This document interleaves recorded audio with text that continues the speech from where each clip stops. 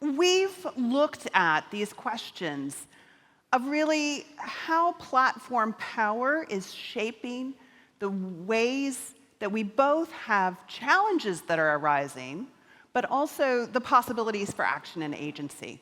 So I first want to bring on Kaitlin and Michelle from Sky, you've looked at this question around what Sander called a natural experiment, in effect.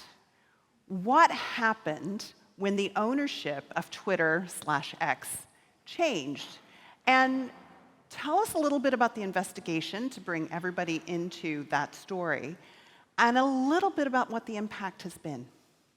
Yeah, of course. So as journalists, we obviously think about Elon Musk quite a lot. And he's obviously, we all know this, one of the most influential figures, not only in communications with his role in X, but in politics and space race. We've done a lot of reporting across his influence all over the world. But last year, Michelle and I were thinking a lot about X and how his ownership of the platform has changed the way that specifically political content is viewed and what types of political content is shown across the platform. So we started to run an experiment, and we wanted to really assess how British users were seeing political content and what the algorithm was feeding British users on the platform. So we ran an experiment. Do you want to explain what we did? I think that we all have seen a change in the last couple of years based on just being users ourselves of these social platforms. And I think it's not very well documented in the UK. We've seen a bunch of studies across the US to understand better the American kind of experience on social media platforms, particularly X. And so what we wanted to do was spend a couple of weeks scraping some data from users that we set up. We set up 9 new users, and we spent 2 weeks using a piece of code that one of our developers helped us create to capture what these new users were seeing. And we gave these new users a bit of a personality politically. 3 were left-leaning, 3 were right-leaning, and 3 were neutral. And what we found was, probably as you might have expected, across the board, the political content that they were fed. And we worked with researchers and academics to sort of designate what was political. And then within that, actually some of you in this room helped us do that. And within that political content, designating right-wing posts, left-wing posts, and non-partisan. And across the board, our users were fed predominantly right-leaning content across this 2-week period that we scraped the data. Yeah. And we won't go into too much detail on the numbers because that's kind of boring. But we ended up seeing, I think the percentages were pretty shocking to us. The amount of the political content that our users were sent, over 60% of the content we labeled as right-wing, less than a third was left-wing, and only about 6% was non-partisan, so kind of didn't have a very clear political bias.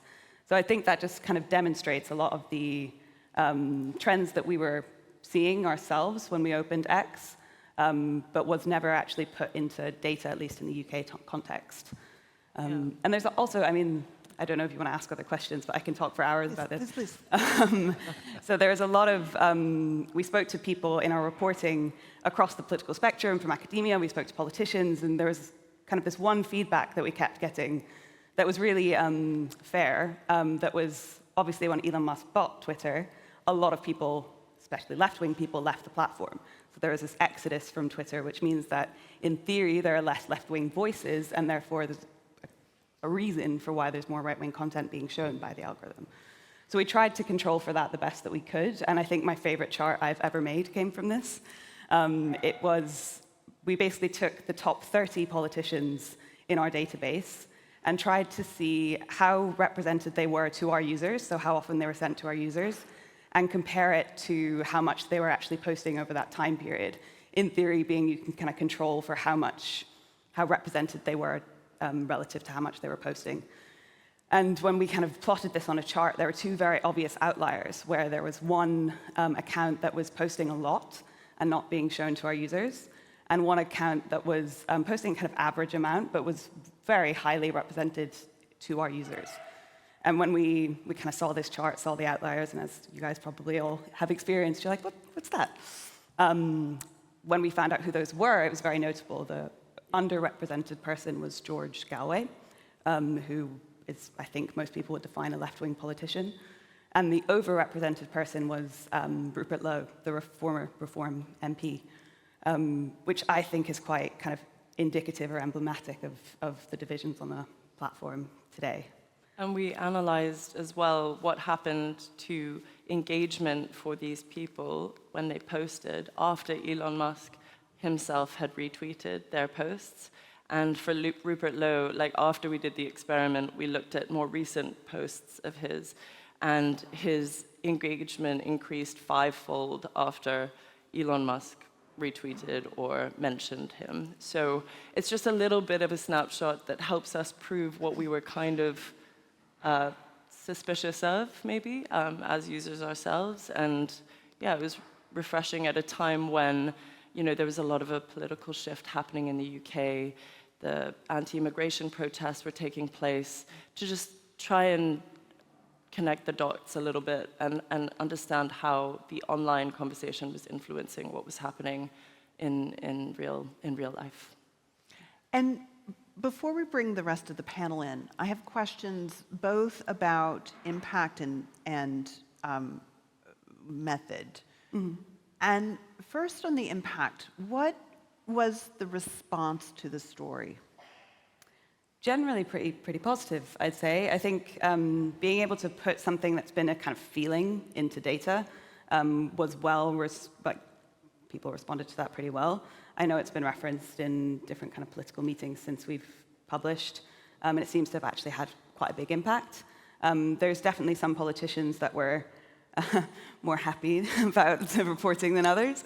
But I think generally, even from the kind of right side of the sphere, it's not something that right-wing politicians, I think, would hide one person or shy away from. It's a kind of a reality that we all exist in. One person we spoke to was Ben Habib, who's the leader of Advance UK, and he's in our reporting. But he kind of sees X as this platform as one of the few spaces where he's able to talk and be listened to. So he obviously kind of was aware of this trend as well and was happy about it. So it's not... I think the response generally has been positive. And to be honest, I think with reporting, you want to start conversations. And there has been conversations. We're here. We're talking about it now. So I think it's just been a positive thing in that way. Musk didn't love it. Oh, yeah. I was say more about that. Well, I think it came up yesterday where it's like, if they're reacting, then they feel unsafe. So, I think we did our job by highlighting a little bit about the black box of the algorithm, which is so hard for people to look into at the moment, especially in the context of X. It's very hard for people to understand, despite the facade of transparency and putting the code on GitHub and things like that.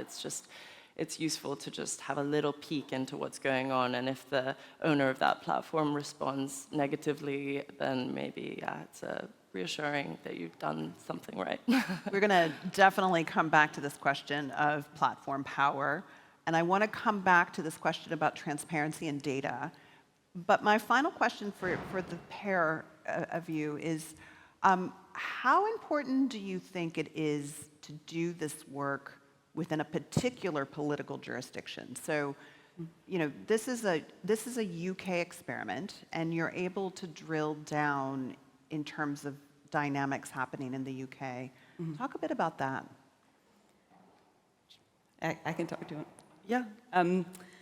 The time that we were reporting, I think, was really interesting. It was kind of, looking back, I think it was the best time for us to have done it, because there was this kind of rightward shift in British politics on the ground, but we were also doing on-the-ground reporting at the same time, obviously.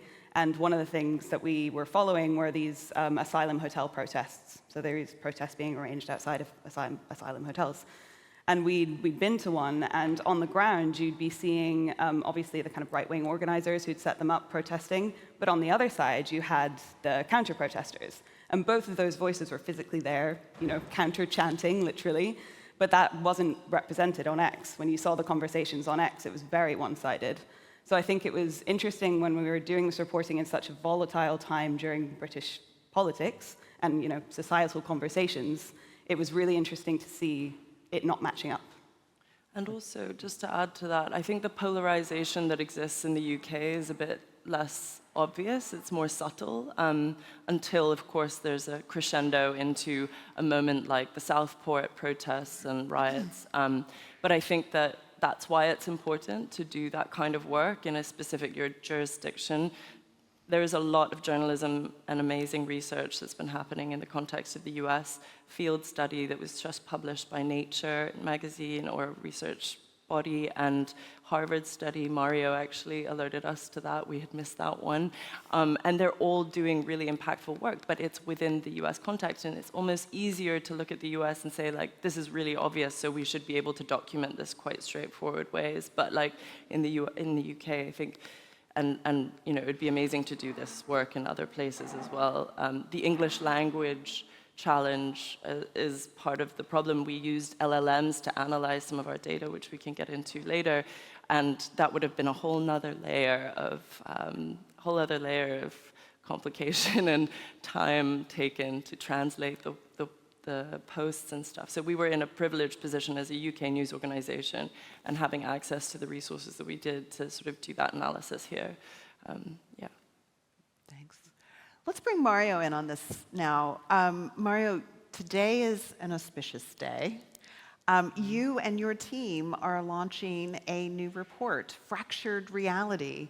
And the thing that really jumps out at me about this report is, and something that I've underscored is, I think is so key, is disinformation studies has a problem that we have focused on truth and lies, or figuring out the truth and the alternative facts.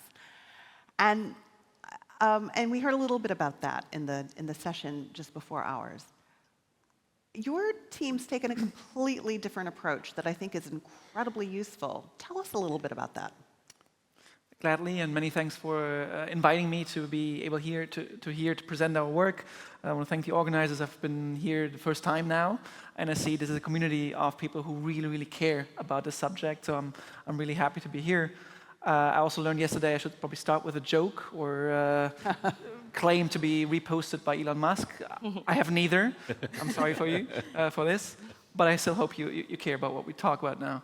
I should also do a little bit of disclaimer. I am a science advisor in the Joint Research Center of the European Commission. That means that what I'm presenting here is not the official position of the European Union or the Commission. It's what we think as science advisors would be good ideas to be doing. And that's what I'm going to be talking about. So it's this report. There were some copies up in the front hall. There's some more copies there if you want to grab some after this talk. And it's a report jointly led with Steve Lewandowski, who many of you know very well and was yesterday on stage, and a couple of other terrific authors and researchers who were regular guests here. Marshall van Alstein, we heard yesterday, René Di Resta, Rolf Herwig, many more. And what our job in the Commission is usually to, as you say, try to have a bit of a more holistic lens of there's so much great evidence and science being done by people in this room and others on this, but what does it mean in practice for policymakers? What do they need to do, need to know, and what is the right lens at this? And that's what we kind of try to do here in an interdisciplinary fashion. And we came up with a, let's say, hierarchy of 3 levels of effects that we need to counter. On the bottom level, you have how technology interacts with human cognition. And we heard many of these things already yesterday. We know that algorithms of the big platforms are geared towards making us engage with them, staying on so they can sell advertising. And that means they have to push the stuff that makes us engaged. And our human cognition is geared towards paying attention to what's toxic, emotional, sensationalist, out-group conflicts geared, moral grandstanding, all of that stuff that is not necessarily helping in having a civil conversation in democracy.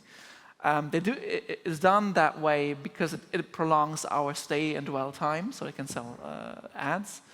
And within that context, we see, and we do a lot of accounting and look at all the studies that kind of measure information quality and measure the amount of mis and disinformation on platforms and on people's diets of information. And we can say, yes, okay, in general, the estimates are still relatively low. We have numbers between 1 and 10% on average. If we go into more specific topics that are highly polarized, the numbers are rising there up to, I don't know, up to 30%. And if you look at very specific topics and misconceptions that people hold, we can go even higher. But that's not the point. The point is not about the individual truths or facts that we wonder about. It's more this emergence of a fantasy industrial complex, as one of our authors called it, and we've taken this up. And that is that we have seen a shift in recent years away from people wanting us to believe in very specific falsehoods. That's right. And towards this kind of constructing completely new and alternative realities, distrusting other sources in general, and basically, yeah, as our title says, creating a fracturing of reality. And so we now live in different bubbles, more than ever before. It was certainly not the case that we ever lived all in the same shared reality, but we have a massive increase of this fracturing of reality, and that's kind of what we also want to go for. That's the ground level that we all see. But then we go to the second level, that's the business model level. And we can really show, and this is interesting, one of the studies that drove this home to me was where one of our co-authors compared the kind of echo chamber effect across different platforms, depending on whether they had an advertising model or they had a subscription model. And we can show, what they showed there is that even if you're on a really far-right subscription model platform, the content you're exposed to is much more diverse than if you go on Facebook or X. And that really means it's the business model fundamentally that's driving this. If we don't address that, then all of our other actions are not really effective. And then the highest or top level that we say is basically the current geopolitical environment that we have. And I think we heard very strong arguments here of, well, beyond the business model that's driving engagement, we see that the most important platforms that are our gateways into information nowadays, especially for young people, they also pursue their own interests or specific interests. And there's a few cases, there's one study you already mentioned on the decrease of information quality on X around the purchase of the platform. There are other examples like the war on news by Facebook, where we see over a period of time the downgrading of high quality information, and they have reversed a little bit of the course afterwards, and there's a paper that is a current preprint, but still high quality information still isn't as available on the platform as before. And perhaps the last one from a more European case, because we said this is sometimes lacking in our evidence. One study looking at the election in Germany, the recent election in Germany, showing that even if we control for the amount of posting by different political parties, if we control for the way the arguments are presented on these platforms, like whether you do moral grandstanding, outgroup attacking, all of this, even if you control for this, you still seem to have an extremist bias. So the parties that are more in extreme are raised more, and a shift towards one direction. We all know which one it is.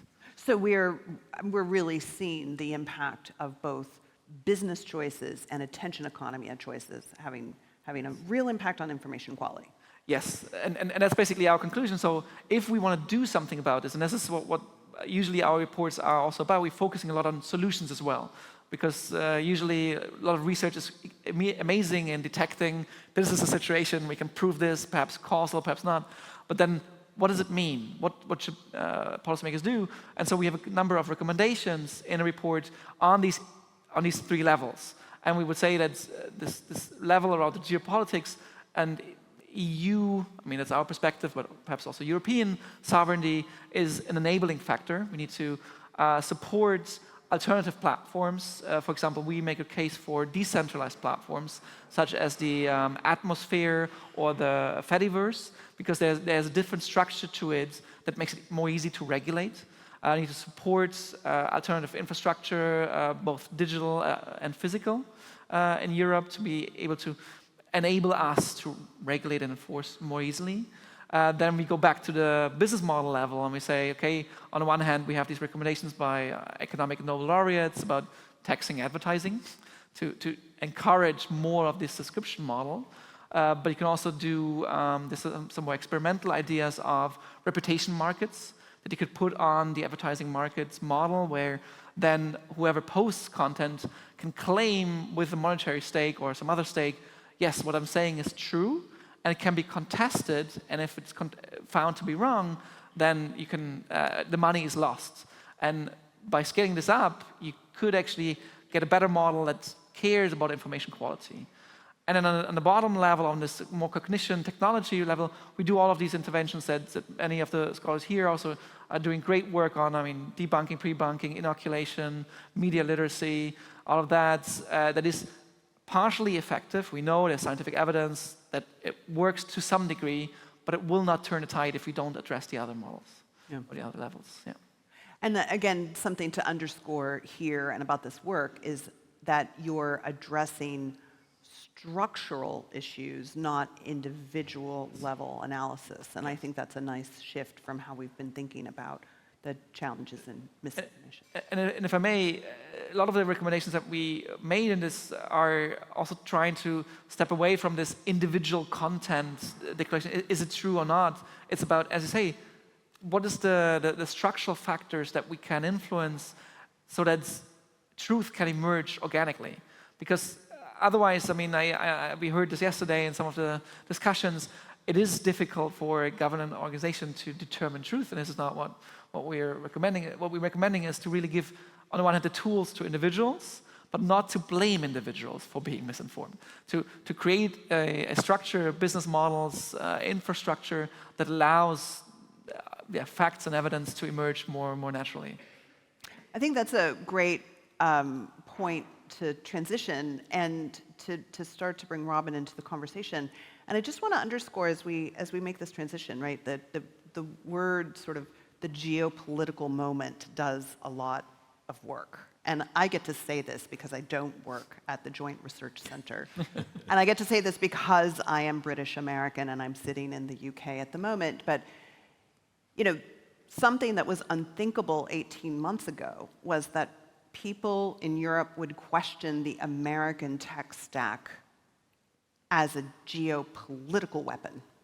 And we have organizations like the NATO Center for Strategic Communications that launched a report on strategic communication in times of crisis around the Munich Security Conference, and that report specifically calls out the questioning of, can we trust the American AI tech stack?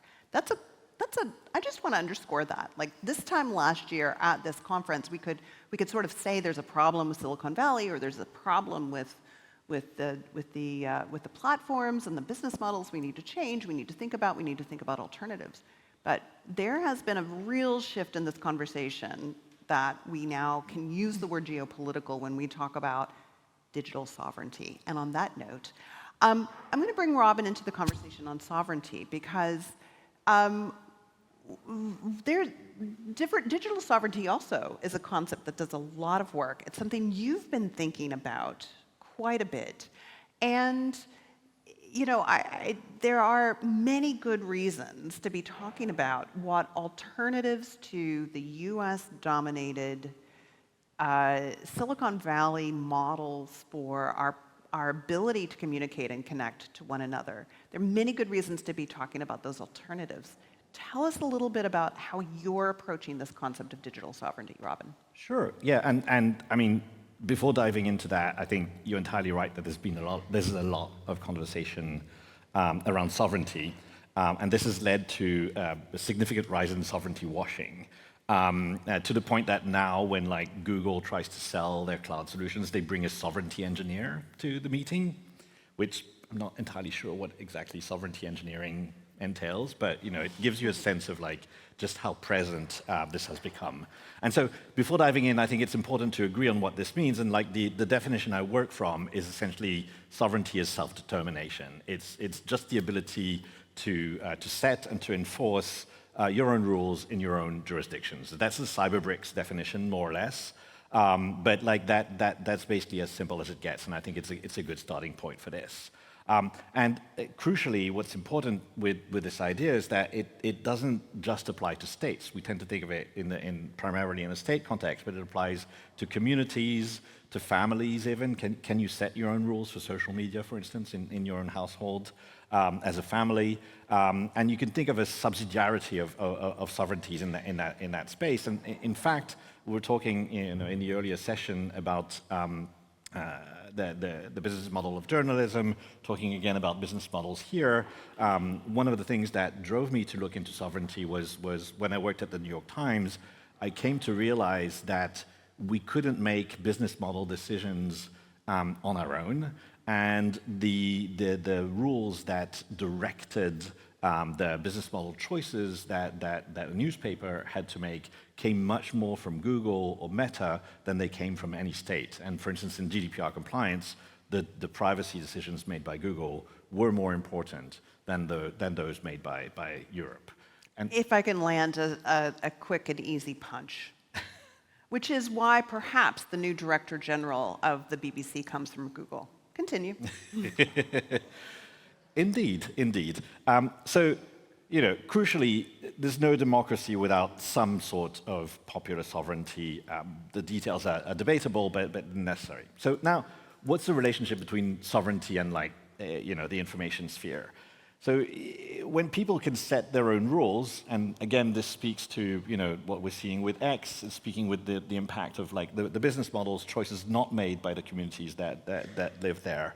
When people can set their own rules, you get a better information environment. And in fact, we're seeing that with communities like Black Sky, like North Sky, that are creating social media systems that can interoperate with the wider universe of social media, but that are able to set their own rules for content moderation, for recommendation, for their own communities. And this creates a system where this increased sovereignty of those communities leads to much healthier information environments. And conversely, the better information environment you have, the more you're able to talk to one another, have a shared reality, precisely, and that means you can have collective action that enables sovereignty. So this bidirectional relationship is really crucial. But before we figure out, that this all sounds great, let's do sovereignty, but before we get there, we have to understand where the power comes from in these relationships and why we lack the sovereignty today. And that all comes down to infrastructure. Infrastructure, traditionally, if you look at infrastructure studies, everyone always complains that people ignore infrastructure because it just works, it's there, it's invisible. This is even worse with digital infrastructure, because if you're talking about, a transportation network, a dam, things like that, they're pretty big, you can touch them. If you're talking about digital infrastructure, it's very invisible, and you look at your phone and there's nothing under it, right? And so the way we tend to approach this is we look at criteria for what defines something as infrastructural. And there are basically three criteria that I would consider essential. One is that it's hard to replace, and of course, if it's a transportation network, that's pretty easy. You're not going to put a second road network on top of it. But in digital, this can mean network effects. It can mean two-sided markets, things where you can't shift people away easily because that's difficult. You need a large amount of downstream users that are very flexible, because that means there's a lot of value to capture. It means it's very important socially. And third, it means the system is able to set rules. Now, we've tended to forget that infrastructure is able to set rules because we've generally regulated infrastructural providers such that they're not allowed to set their own rules, or only within very strict parameters. But we haven't done that on the internet. And so because infrastructure set rules, if you have authoritarian infrastructure providers, you have an authoritarian society running on top of it. And that is the problem of sovereignty.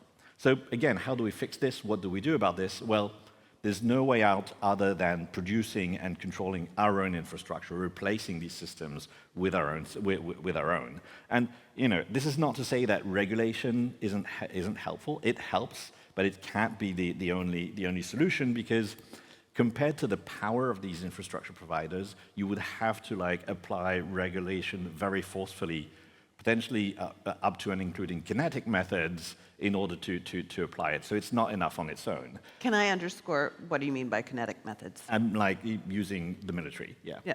And like I'm not making, you mentioned NATO. The Tallinn manual does include kinetic as one option in case of disordered information environments.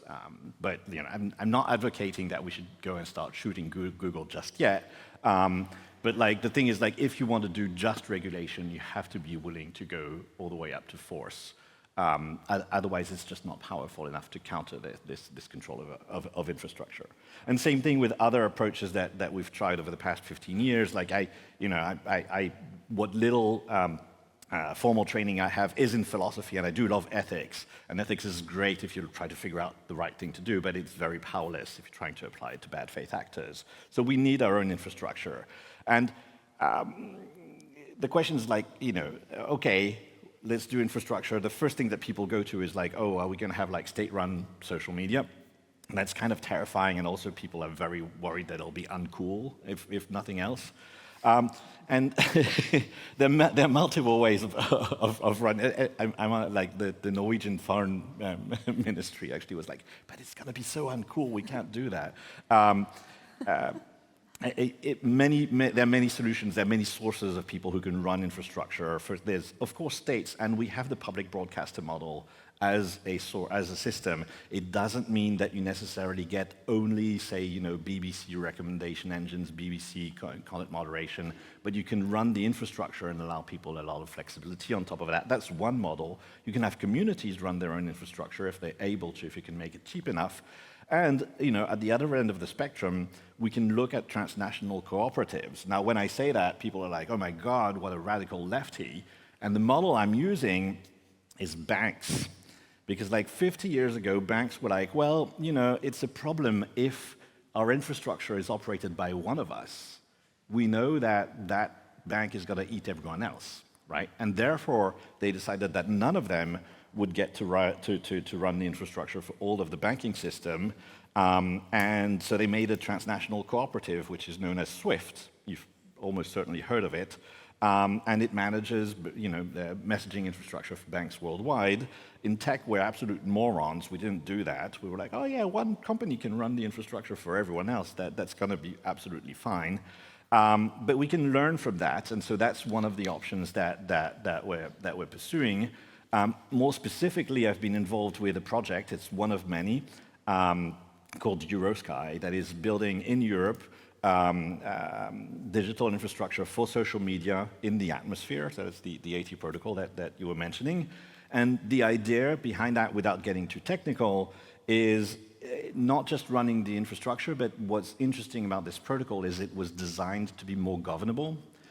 It's designed not just like people talk a lot about decentralized. Decentralized is a very vague word. It's been problematic for decades. But like this essentially unbundles different responsibilities in the protocol in a way that corresponds to the kind of unbundling of governance that you would see in a democratic system. And so you can have various providers for content moderation over here, various providers for hosting there, providers for recommendation, et cetera, et cetera. So you can govern these in a very polycentric, very democratic way. And so this is something that we've deployed. So you can go to eurosky.tech today and sign up for it. It's very early days, but it works. If you have a Blue Sky account, you can move it to Eurosky, and you'll keep using Blue Sky or any other Atmosphere app. You might not be familiar with them, but there's a whole bunch of others. It's a fast-growing environment. And what's interesting here is that these are technical solutions, essentially, with shipping infrastructure, technical infrastructure, but it's not it's not hard technically. We're not meeting with like technical difficulties particularly. What's difficult is because people are in this mindset of tech as a consumer environment, very much so. They think of consumer products, innovation, etc. You have to walk people all the way from that mindset of like it's just a consumer product, all the way to understanding, hang on, this is infrastructure, and we need to operate it as such, and we need to govern it as such. But we're making progress, and then, of course, this is just social media. We're only solving social media at this point, but we can repeat this for search, for advertising, for browsers, for cloud, etc. I do think it's a repeatable model. I'm going to bring the whole panel in just a moment and then open up for audience questions and give us time to really have the kinds of conversations that we can have as a group together at the summit. But I first want to ask, and I promised, I primed you that I would ask the devil advocate questions because, and I'm guilty of this, absolutely guilty of this myself. When we talk about digital sovereignty, we often try to paint things as a whole wide brush, right? We have to have independence and sovereignty over everything, and isn't that really expensive, and isn't it going to be hard to build? Robin, what do you say to the naysayers, and what do you say to bring ordinary, everyday people along to this question of sovereignty? So those are two separate issues, I would say, right? So the naysayers, it's absolutely true, tend to come and say like, oh, you know, you can never make this work. Have you seen the cost? You know, have you seen how much it costs to build up like AWS, and you want to build something else on top of it? And you get all these like think tanks that work for big tech coming up with like, this would cost, you know, 300 billion, or it would cost like 4 trillion. I don't even know where those numbers come from. They don't matter. The problem here is that a lot of the time, people who come to this in sincerity, not the think tanks that are paid to be wrong, they come to it thinking really in a way that's sort of very logical but doesn't function for this world, which is that you've got to start at the foundation and then build up. So basically, you've got to lay some cables, buy a data center, you know, build your own cloud system, then on top of that, build services, and then eventually you might get to social media with something running on there. And it's now, you know, 2047, the fashion turn has taken over the world, there's nothing left to do. The thing is that sounds logical because, yes, you build from the ground up, but that's just the stack metaphor. The stack metaphor is wrong. The stack is a lie. There's no such thing as a stack. And if you look at all these companies that have become huge, they all started very close to the consumer. You know, Amazon didn't start by building AWS and then go like, oh, I got a bunch of servers, let me sell books, you know. And so if you start close where the value is, where you can have the greatest impact also, then you can use the funding, the revenue that you're driving there to dig down the stack. And for instance, I also work with a number of Indian organizations around commerce-oriented protocols that are trying to do the same thing, you know, to compete with Amazon, to compete with Uber, etc. And they're like, we'll run on Amazon Cloud, Google Cloud, doesn't matter, because so long as you're close to, so long as you can own the relationship with the end users, be they business users or people, then you don't need to go all the way down, or you don't need to start all the way down. You can gain the revenue and then dig down. So that's what I tend to explain to people who think it's going to be too expensive. In fact, the problem we have with things like Eurosky is we're probably not expensive enough for people to take us seriously. I've met with a number of like digital teams in government, and they're all like, yeah, we're putting, you know, this many billion into AI, and like we're going to put 700 million into data centers. And I'm like, we need, you know, maybe 10 million tops, something like that. I mean, that's probably enough. Yeah, we can solve social media for Europe with that much. It's not that expensive. We could do it again with ads, with a number of other things, with reasonably limited funds. Which isn't to say don't give us money. Give us money if you know where to get it. We might have a few funders in the room. But like, so for your second question, in terms of the people, how to convince people, it's, you know, again, in my experience, you don't get people to change their habits based on values. That's been tried a million times. You know, like, use this, you know, it's the same except privacy, or it's the same except European, etc. You'll get, you know, 5% of like people who really care, who will switch and endure the pain if it's painful. But you won't get transformative change through that. So the way we're approaching it is, it has to be absolutely good. And that's one of the reasons. I mean, you know, the primary reason why we're picking the atmosphere as the foundation for this, which is the set of protocols, is because it's more governable. I think it's more compatible with large-scale democratic governance. But also a product like Blue Sky, for instance, is something that people can just like pick up and use without feeling any pain, etc. And you tell people, you know, take 15 minutes out of your day, just move your account from bSky Social to Eurosky Social. You can keep using the apps that you're using. They're all like very user-friendly. And people are happy to take 15 minutes to switch to European providers, but they don't have to change any of the other habits. So that's the key part. I think we've just gotten our first call to action from this panel. All of you, not right now, but all of you in a moment. Those of you on Blue Sky, we're all going to Eurosky.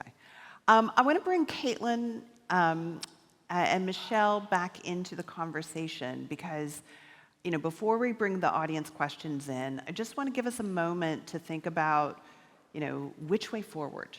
And the nice thread that connects our previous session with Malcolm Turnbull and media paints a really grim picture for the media market, but also the necessity for us to not just think about platforms in terms of our solutions. From your perspective as journalists, what do we need to do to make sure that we have a shared sense of social reality going forward? I think that when it comes to, we were talking about the ability to distinguish what is real and fake in social media terms. Malcolm Turnbull mentioned that. I don't think it's as simple as knowing what's real, and I think that increasingly we are a very suspicious society, and it's hard to know, I think this was also mentioned, who to trust. And increasingly, because journalists, we were talking about this yesterday, journalists tend to toe a very difficult line with big media organizations of being balanced, and increasingly we're seeing the opinionated journalists tend to gain more traction, and not just journalists, but influencers online. And I think that there's something to explore there, because it's not about trying to mimic the behaviors of the right as journalists at a center-left news organization, but it's more about how do we bring a little bit of something personal so that people connect with us as humans and not just as like this kind of big amorphous blob of a news organization. Like, how do we appear and act more human as journalists so that there is more incentive for people to listen to us and cut through the noise of opinion, because that's not, I think, what our job is. We still want to lay out fact, but and bring rigorous investigative skills to the work that we do. But yeah, how do we appear more human? Because that's what everybody is hungry for. I think, we were talking about authenticity and during the Catherine Ryan chat yesterday, and I think that's something that we have a lot to learn about. Yeah, and I want to bring Mario in too. Yeah, perhaps because this resonates strongly with our discussions that we also have for a long time. I mean, for the Commission, the previous report I published was on trustworthy public communication. So it's the same question of how can public governing institutions, EU member states, journalists, be more human in the interaction. And we see, of course, that the way platform algorithms are encouraging debates is not it. We heard this term parasocial yesterday quite a lot with this. But they are opportunities, right? There are platforms, civic tech platforms that are enabling large-scale conversations in a more consensual way that also are still interesting and relevant. And we also have some recommendations in the report on that, on how to support that more. Because now we have the ability, the technology is there, and there may be some more needs for investment into certain infrastructures on this. But I think we are underusing this. And this is what the impression is from our research, that when it has been used, it's usually a success. There's a report by my colleagues, soon to be out, where they surveyed public administrations, whoever have done any citizen engagement, deliberative democracy exercises, and 97% said, yes, we would like to do it again. It was a great experience. And then usually, but we're lacking either resources or training to do it right and to interact with this, because it requires some skill. As I said, usually, people do something when it's easy to do. I'm a behavioral economist, so yes, that's the one single most important lesson. If it's easy to do, people will do it. If it's difficult, no, even if their values are in that direction. So we need to encourage this. So we say really we need to invest more in public spaces, both online, but also offline, which we I think have missed a little bit in this craze for technology. Yes, we need to be more upfront in technology, but also offline, because if we have this sortition, which people like on many dimensions, especially when it comes to entertainment, personalization, that's going to be difficult. And just to add one more point, because I forgot to mention this before, as part of the report, we did a survey with the International Panel of Information Environment, and about 200 experts in Europe on information integrity, and I would be surprised if there aren't some people in the room who have replied to that survey. And the results are in the report as well, and it largely agrees with our general direction of where should regulation go, where should enforcement go, and what do we need more here. But, right. And maybe we should bring the International Panel on the Information Environment to the Cambridge Disinfo Summit next year, another call to action. I just also want to underscore this, this point of building better deliberative spaces, right? And spaces both online and offline. So I think that's maybe our second call to action. Eric Kleinenberg, the sociologist at NYU, has called these physical spaces palaces for the people. And you know, it's no surprise that this turn, the social media turn, has happened at the same time that many Western governments have pulled back public funding for, in this country, community centers, youth sports, public libraries, parks, those kinds of spaces where people can feel like they can connect to their communities. And that may be one of the pathways we go forward in the so-called AI apocalypse. I'm about to open up the panel to questions from all of you, so please start to get your questions ready. I want to give Kaitlin and Michelle the opportunity just to flip over to the slide that shows the headline of their article. Oh, yeah. I know we said we weren't going to do slides, but we have this here. You want to say a word? Yeah. So this is, this is the front page of our article. That's the title page. But we can show some of the data viz that we did. So we have one quite good chart that shows the spread of the political content that our users were shown. Yeah. Maybe that next. So I don't know if you'll remember, but earlier in the chat we were speaking about the sort of political posts that we analyze. These are, each dot is an account, and the size of the dot is representative of how many posts our users saw, and 60% of the posts about politics came from accounts that we categorized as right-wing. Less than a third came from left-wing accounts, and 6% came from non-partisan accounts, so accounts that were neither left nor right. And this is a bit of more of like a overview. You know, on the top we have our left-wing users. The pink is the right-wing content that they saw. The neutral users in the middle saw majoritively right-wing content as well, and of course the right-wing users saw a lot of right-wing content, and the yellow is the left-wing content that we saw. It just gives you a little bit of a snapshot. And this was the chart that Kaitlin was talking about, the favorite chart with the two outliers. Oh yeah, this is my favorite chart. So this is the one where we're trying to control for people leaving to go to leave X. So along the x-axis, further along the x-axis, it's more tweets from that person during the time, and then the y-axis is more tweets sent to our users. So you see those two outliers, the kind of underrepresented person being George Galloway, and the one at the top being Rupert Lowe. And then, yeah, as Michelle mentioned earlier, when we were trying to investigate why Rupert Lowe might be so overrepresented, he actually got back to us, and we asked him about this, and obviously he responded. And his approach to it and rationale for it is that people are agreeing with what he's talking about. He's talking about kind of anti-immigration topics a lot on X, and he's saying people agree with that. The algorithm rewards what people agree with, and therefore that's why I'm so popular. But we looked into the impact that Elon Musk's direct engagement with his content gives a boost to his posts. So this is the chart showing each bar is a tweet, and it's the engagement rates that those tweets got, and they're tweets that Elon Musk retweeted, and his average is that pink line. So they're well above average. He gets about 5 times more engagement when Elon Musk engages with his content. Yeah. And if you'll just flip to the holding slide.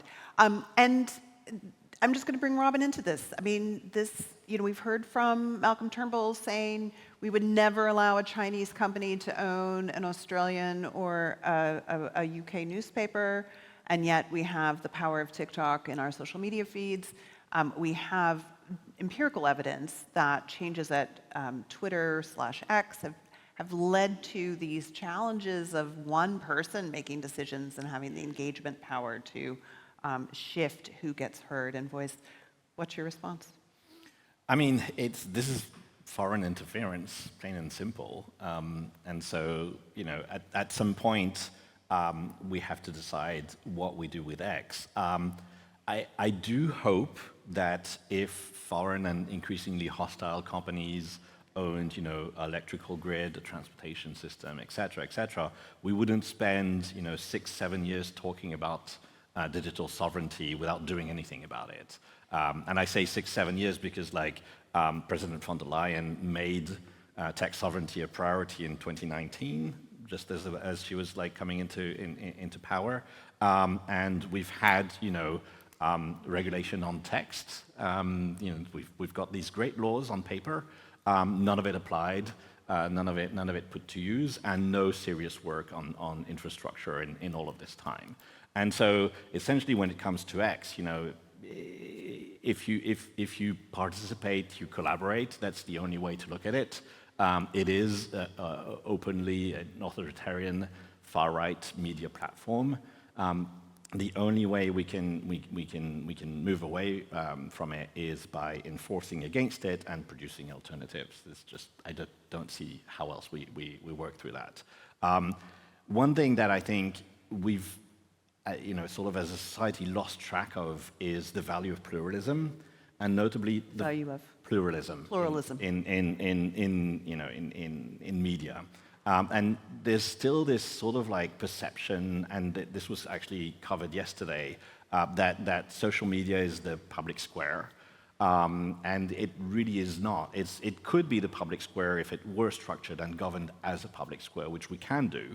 But currently posting on X is like pitching your idea to a far-right editor. And that is something that structurally has an impact. I do think, we're talking about making reporting a bit more human, showing the people behind it. I think that's true, but also I do feel we don't do enough of a good job of showing the institutions behind these things, right? The markup did this great intervention at some point. I don't know if they're still doing it, where for each article they had a credit roll that showed every person who had been involved in the production of just any piece of content that they put out. And a lot of the time it looks like, you just have one name on the byline and you don't see all the rest of the work that goes into it. And it makes it feel like it's equivalent to a blog post when it really isn't. Right. And so I do think that by taking over the infrastructure, being able to replace X with alternatives, and also doing the work of showing how democratic the production of science, of journalism is, we can actually produce a viable alternative. I'm going to take moderator's privilege just to say, we in our prep conversation talked about transparency is not the answer. That our community has often said if we get transparency.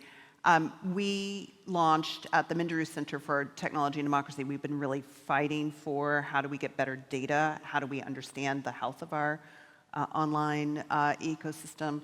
On Wednesday, the first day, on Tuesday, the first day of the pre-conference activities of the summit, we launched Data Not Found. This is a collaboration led by NetLab and Professor Marie Santini in Brazil, and researchers from my team, especially Hugo Leal, working on this report, assessing how well we can get data about our social media environments, 15 platforms in 3 different jurisdictions, audited to see if we can meet those public interest, both requests, but also in some jurisdictions like the EU, what is in law.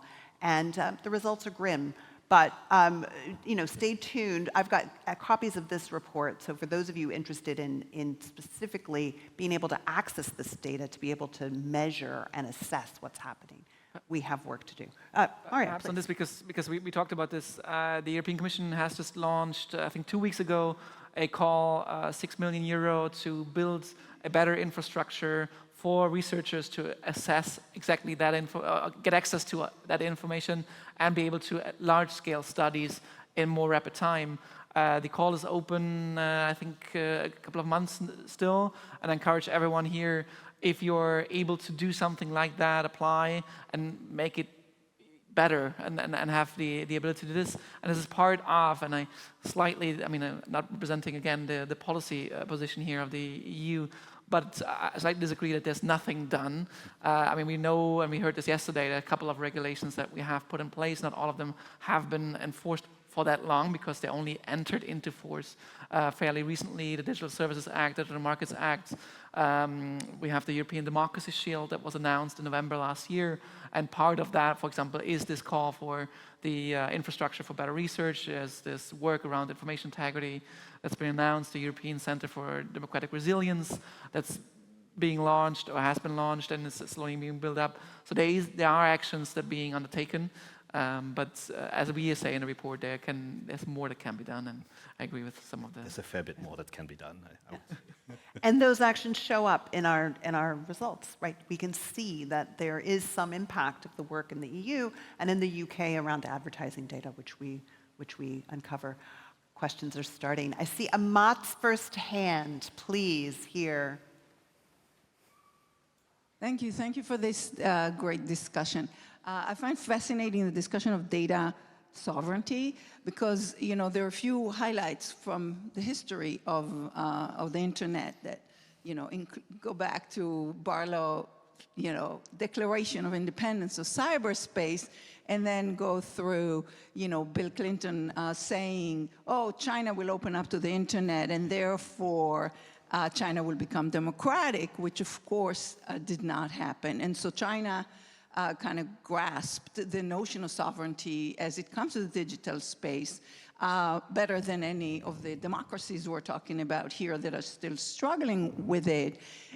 But I also picked up on a few things that were said here, and I want to just get your reaction on the geopolitical, because it was said that it's infrastructure, which I think is important, and the companies themselves, the tech companies, have been building infrastructure, as we know, including Elon Musk with Starlink, et cetera. And in a recent testimony to Senate committee, Sarah Wynne Williams, who cannot be here because Mr. Free Speech Zuckerberg doesn't want her to speak, testified that Facebook built a physical tunnel or something, channel to China to give them data on Facebook users that the US government stopped them from using. So you can see the use of actual physical power, kinetic power, whatever you would want. So my question is, you have some European regulations. You're arguing rightly for viewing this as infrastructure and beginning to view it more like, electricity, water, other things. But then what about sovereign states and collaboration, which today is fraying? For example, the Digital Services Act was enforced once against Elon Musk himself, and then Donald Trump threatened tariffs or all kinds of hell will break loose on Europe if they regulate against Elon Musk, his friend. So you have serious geopolitical frictions. That my question then is, if you want to use, violence potentially to enforce rules on digital, infrastructure, you'd have to rearrange our geopolitics accordingly, even just for this space. So I wonder what your thoughts are about, the current geopolitics and how we might move to a world in which we can regulate these infrastructure. That's a really big question. I'm going to see if Robin wants to take a small slice of that. Yeah, or we could spend the next 8 hours talking about the details. I'd love that. I'm sure they all will skip coffee for that. Yeah, of course. No, very briefly, I think you're entirely right that the current geopolitical situation is a natural result of the decisions made not by Barlow, but I think Clinton administration is the driver there. They saw internet commerce as an explicitly libertarian project. It's very explicitly said that private companies must lead, by which they mean govern. And we're currently in a world of private government by these companies. And it so happens that, yes, those private governments have aligned with the US government, and this is challenging for, certainly for Europeans, but other middle powers to push back on. I do think, however, that the more we yield, the more we will continue yielding. And so it's not as if we have an option. It's not as if I want kinetic options, but the more we push, the more it's likely that they will use them. We just have to be ready. And so I would say, yes, the geopolitics of it are very painful, very difficult, but I don't think we have a choice. I don't think we have a choice. And I think just as a segue into our next question, which I'm going to get from over here, if we can get the microphone here, is, we're already starting to see communication. I mean, communications have been weaponized for a very long time. Strategic communication is a field that is absolutely about how you use communication for sheer power. But in recent bombing campaigns by the US, they have come with electricity and comms shutdowns. Yep. So we do know that there are these kinds of questions when there is conflict and crisis. And so even if we're not talking about so-called peacetime questions of digital sovereignty, there may be reasons why we want to be very thoughtful when we are in open hostilities and conflicts wherever or with whomever those may be. Questions over here, please. Thank you. John Penrose from the Council for Countering Online Disinformation. Question for Robin. I was really struck by your alternative infrastructure that you're attempting or in the midst of creating. You framed it entirely in terms, understandably, of sovereignty. But I wondered if you had started to address it in terms of frame it in terms of competition policy as well, because it just strikes me one of the unspoken things has been how do you get people to move from network monopoly services, which are very deeply embedded, and it struck me that what you're describing would both potentially erode those network monopoly strengths and also erode the consumer detriment which they cause. So are you talking to the competition enforcement powers in the States, in the UK, in Europe and elsewhere? And if you are they excited, interested and engaging or not? So to answer the part about competition first, yes. I mean, basically what we're building is better along every single line. But very briefly, if you think about like what it means to create a social media today, like if you were like a small company, if you had an idea, it's as if you tried to start a bakery, but first you had to go buy a field, plow it, plant some wheat, et cetera, build a road, get electricity. It's very hard. By providing shared infrastructure that multiple different social services can use, and we already have this in practice, we have dozens of different social services using shared infrastructure, it means you can have this model where you have like good, well-governed, neutral infrastructure for all of these, and you have this ecosystem of tiny companies that compete with one another, and as users, you can move from one to the other without worrying about that. Now, have we spoken to any of the competition authorities? No, I mean, I'd be happy to. I mean, there's none left in the US, but I generally would be happy to. It's just that they're not the ones who are going to give us money so that we can build it. So that, I'm not sure how helpful that would be, but I'm happy to if they're interested. And the head of the Competitions and Market Authority comes from Amazon here in the UK? Mario.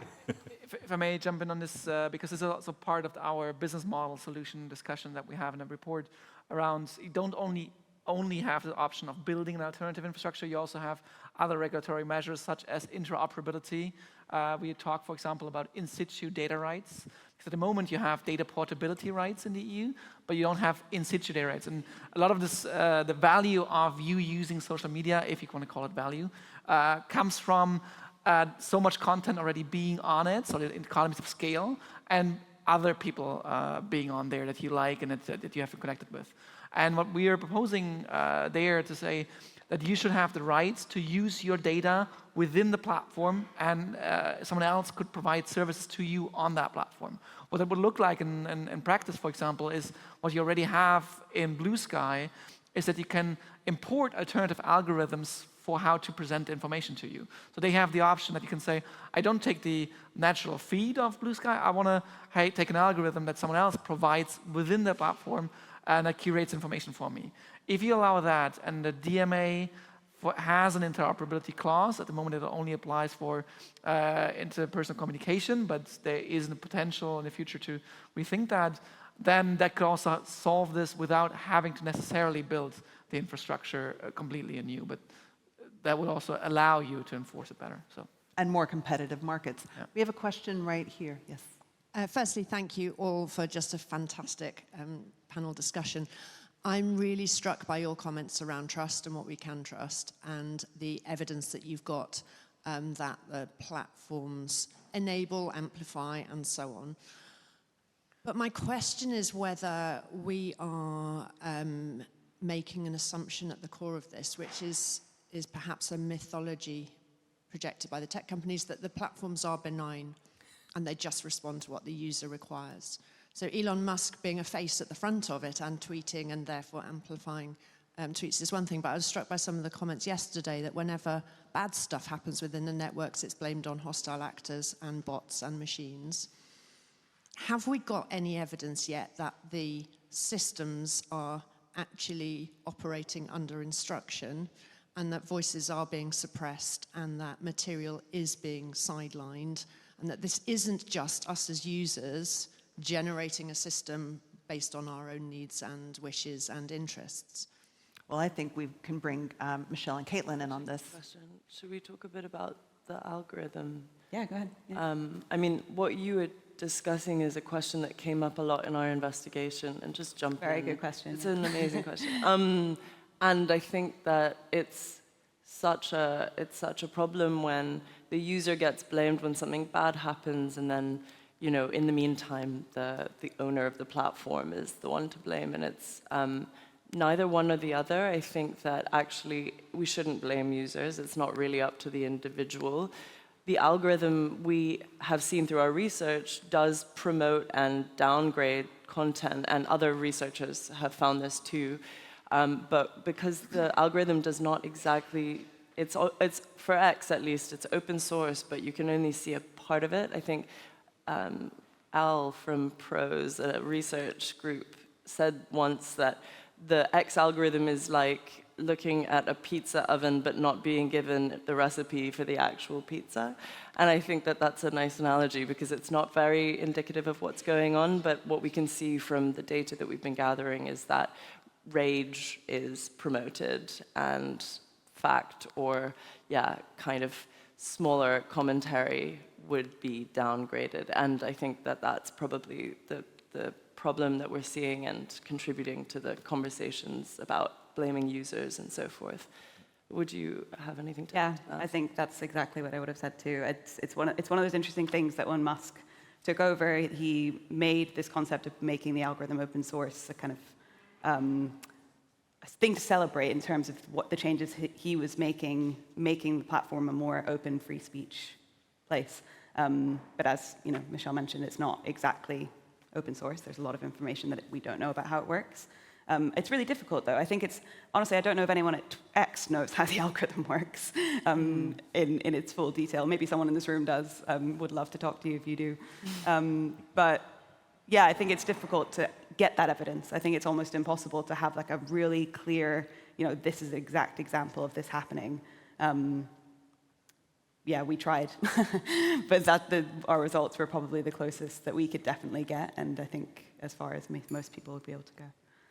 Yeah, and to add to that, there was a piece in Futurism that came out, I think, this morning, where they found that Google's AI summaries produced misleading information 9% of the time, which doesn't sound like a lot, but if you multiply it by how many times a day it's used, that's a lot of disinformation out there. That's right. We have a question here. So slightly adjacent to the competition question is one of common ownership.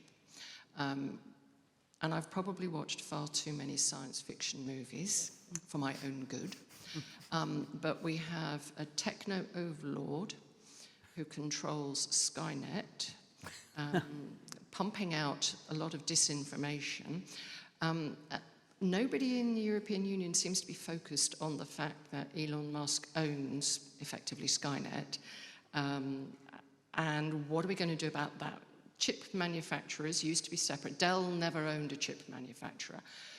We've got structural issues about ownership, platform ownership, and there is one nexus of control, which is extremely worrying, because we've already seen in Ukraine how the whim of the tech overlord is withdrawing capability. And nobody seems to be talking about the ownership common structures. I'm going to, and let's find our next question too. I don't know where the microphone is. This woman's been waiting. I'm just going to also point everybody back again to this NATO Strategic Center of Excellence on Strategic Communication and their report that effectively, from a lens of NATO and geopolitics, really does drill down on the over-reliance within some things. If anybody has burning on ownership, we'll take the next question. Europe starting something? Let's go to the next question. Yes, but Yes, not to pound on this competition topic, but again, everything is run by AWS or Microsoft Azure, so I'm glad we're working on that. But as an independent journalist now, there are lots and lots of platforms for us to produce information, but everybody gets paid with Stripe. And so you have these ecosystems developing, and there's this appearance of sort of choice, but it's really not, because when it all comes down to it, we end up depending on all the same sort of, mechanical infrastructure things. And so I would encourage you go all the way down the stack in this sovereignty question, because you cannot have independent journalism if Stripe cuts you off. Thanks, that's great. We've got 20 seconds for each of our panelists to take on a final call to action, and then we get to have coffee. Independent journalism, what are we going to do, team? Kaitlin and I are going to fix it overnight, and everyone's going to get paid loads of money. No, I think it's about focusing on the smaller journalists, looking at independent investigative outlets, the Bureau for Investigative Journalism, Gecko. There are so many, and thinking about diversifying, but looking at those smaller newsrooms as well is very important. What are we going to do? Well, my call to this room specifically is that our work in Jersey is only possible by having the top-notch research available that you guys are doing, that we can then use to synthesize and summarize what do we need to do in terms of policy making. So keep that good work going. Contact us if you have something relevant, and we will try to make it heard. And read this Fracturing Reality report. Robin, please. Last word. I mean, I'm currently focused on social media infrastructure, but we need to deploy digital infrastructure that's democratically governed across the entirety of the system. And so, yes, like payment system are part of it, and we need to figure out a democratic governance for digital platforms so that we can have regime change on the internet. Regime change on the internet. That's just a small task for you all to discuss over coffee. Thank you for your time and attention, and help me thank the panel.